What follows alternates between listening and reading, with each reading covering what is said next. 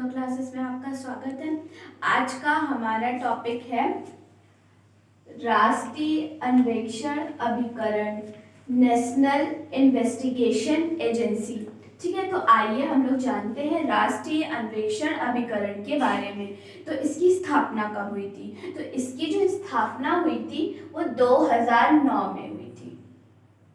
इसकी जो स्थापना हुई थी, NIA की जो स्थापना हुई थी वो 2009 में हुई थी। ठीक है, राष्ट्रीय अन्वेषण अभिकरण अधिनियम 2008 के माध्यम से जो है इसकी स्थापना की गई थी 2009 में। ठीक है, यह सांविधिक निकाय होता है। इसका मतलब इसका जो संविधान में कोई उल्लेख नहीं है।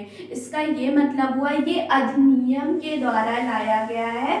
तो राष्ट्रीय अन्वेषण अभिकरण अधिनियम 2008 के तहत जो है इसकी स्थापना की गई है। तो कब की गई है? तो 2009 में की गई है। ये मुंबई हमला हुआ था तब इस अधिनियम को बनाया गया था। 2008 में जब मुंबई हमला हुआ था तब इसको बनाया गया था। इस अधिनियम के माध्यम से इसकी जो है 2009 में स्थापना की गई। अब हम लोग दूसरा देखते हैं। यह देश की केंद्रीय आतंकरोधी कानून प्रवर्तक एजेंसी है। यह देश की जो है केंद्रीय आतंक विरोधी कानून प्रवर्तक एजेंसी है। जो क्या कहते हैं, राष्ट्रीय अन्वेषण अभिकरण की जो स्थापना की गई है वो आतंकवादी रोधी के लिए की गई है। ठीक, आतंकवाद के विरुद्ध के लिए इस एजेंसी की जो स्थापना की गई है। तो यह देश की केंद्रीय आतंकरोधी कानून प्रवर्तक एजेंसी है ये।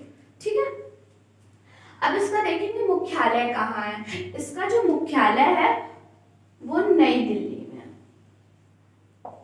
NIA का जो मुख्यालय है वो नई दिल्ली में है। ठीक, इसका जो मुख्यालय है वो नई दिल्ली में, जो लेकिन इसके बहुत सारी शाखाएं हैं। तो वो शाखा कहाँ कहाँ पर है वो हम लोग जानते हैं। हैदराबाद, गुवाहाटी, मुंबई, लखनऊ, कोची, कोलकाता, जम्मू तथा रायपुर में है। इसका जो मुख्यालय है वो नई दिल्ली में है, लेकिन जो इसकी और ब्रांचेस है वो हैदराबाद, गुवाहाटी, मुंबई, लखनऊ, कोची, कोलकाता, जम्मू और रायपुर में है। ठीक, NIA एक महानिर्देशक एक अधीन कार्यकर्ता है जिसकी नियुक्ति केंद्र सरकार करती है। जो राष्ट्रीय अन्वेषण अधिनियम है एक महानिर्देशक के अधीन कार्य करता है। ठीक है, महानिर्देशक के अधीन कार्य करता है जिसकी नियुक्ति केंद्र सरकार करती है। जो राष्ट्रीय अन्वेषण अभिकरण है NIA वो महानिर्देशक के अधीन कार्य मतलब उसके अंदर कार्य करता है जिसकी नियुक्ति केंद्र सरकार करती है।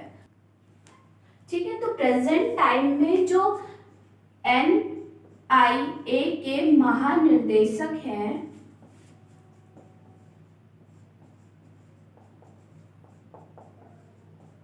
दिनकर गुप्ता है वो। ठीक है, NAI जो महानिर्देशक के अधीन कार्य करता है। ठीक है, जिसकी नियुक्ति केंद्र सरकार करती है और वर्तमान में NIA के महानिर्देशक दिनकर गुप्ता है। ठीक, उसके बाद NAI गृह मंत्रालय भारत सरकार के प्रशासनिक नियंत्रण में कार्य करता है। NIA गृह मंत्रालय और भारत सरकार के प्रशासनिक नियंत्रण में कार्य करता है, मतलब इसके अधीन कार्य करता है। किसके? तो गृह मंत्रालय और भारत सरकार के प्रशासनिक नियंत्रण में कार्य करता है। कौन? तो NIA जो है वो गृह मंत्रालय और भारत सरकार के प्रशासनिक नियंत्रण में काम करता है, मतलब उसके अधीन कार्य करता है।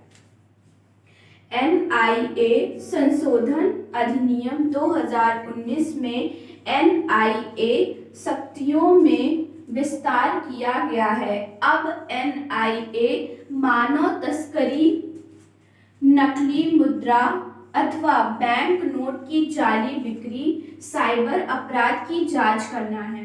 ठीक है, एनआईए इसको जो है संशोधन किया गया है। ठीक है, 2019 में संशोधन अधिनियम 2019 में। अब इसका कार्य केवल आतंकरोधी कानून जो है उसके लिए, मतलब आतंकवादियों के विरुद्ध नहीं है, बल्कि अब इसका जो है विस्तार कर दिया गया, मतलब इसकी शक्तियों में विस्तार कर दिया गया है। अब इसको जो है मानव तस्करी, नकली मुद्रा, बैंक नोट, मतलब बैंक नोट में जो जाली मुद्रा, मतलब नकली जो मुद्रा होती है, और साइबर अपराध की भी जांच करना है। पहले जो इसका कार्य है 2019 से पहले जो इसका कार्य था वो आतंक विरोधी के खिलाफ था। ठीक है, उसके खिलाफ ये जांच करता था ये एजेंसी, लेकिन अब इसका जो है इसकी शक्तियों में विस्तार किया गया। अब 2019 अधिनियम, मतलब संशोधन अधिनियम के माध्यम से इसको मानव तस्करी, ठीक है, नकली मुद्रा, बैंक नोट की जाली बिक्री और साइबर अपराध की भी जांच करना है। अब इसका कार्य क्या है ये देखते हैं। तो एनआईए अपराध के अन्वेषण में न केवल भारत में बल्कि भारत के बाहर की भी जांच करता है। ठीक, इसका जो कार्य है, इस जो अपराध का ये अन्वेषण करता है, ठीक है, न केवल भारत में बल्कि भारत के बाहर भी जांच करता है। ठीक, इसका जो कार्य होता है, राष्ट्रीय अन्वेषण अभिकरण का जो कार्य होता है, वो अपराध के अन्वेषण में न केवल भारत के बल्कि भारत के बाहर देश में भी ये जांच कर सकता है। केंद्र तथा राज्य सरकारें एनआईए कानून के अंतर्गत अपराध के मुकदमों के लिए सशस्त्र न्यायालयों को विशेष न्यायालय के रूप में पदनामित कर सकती है।